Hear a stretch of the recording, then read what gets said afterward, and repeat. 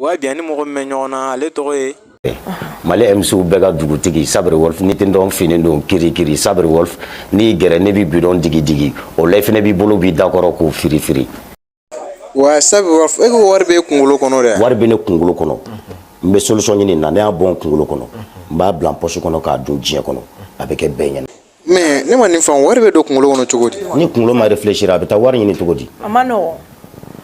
e ko ga rapport dugutigi men sidiki ni ibo wonu lu fana yinga patron yere nene ko patron fana ba fana ma patron ami ñogon boñadi mais fana be son blembu wata mi gana bon blebu ko ngata menga mais e fana sona blebe de paron ngata mo paronga ok o famu yara mais ne ba fike ga verinde bonya na ngi nyada la exitant fuita aishi atesega ke e ko atesega ke munde la atesega ke ni verbe ne nyana ne be se ga nyejo mo nyana mais ni verte ne nyana ne be tununi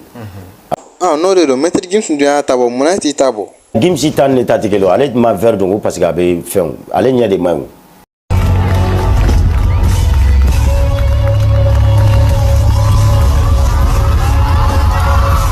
karamo waydara ay kuma mi fo est-ce que tieno Galufi iba edun mena meni kawo kuma da join vi mais Sabre Wolf de afore anga fauna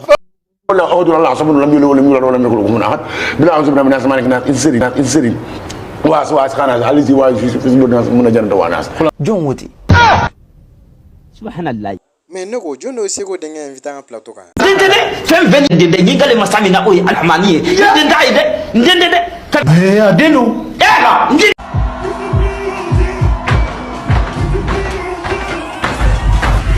subhanallah sanu nana kafra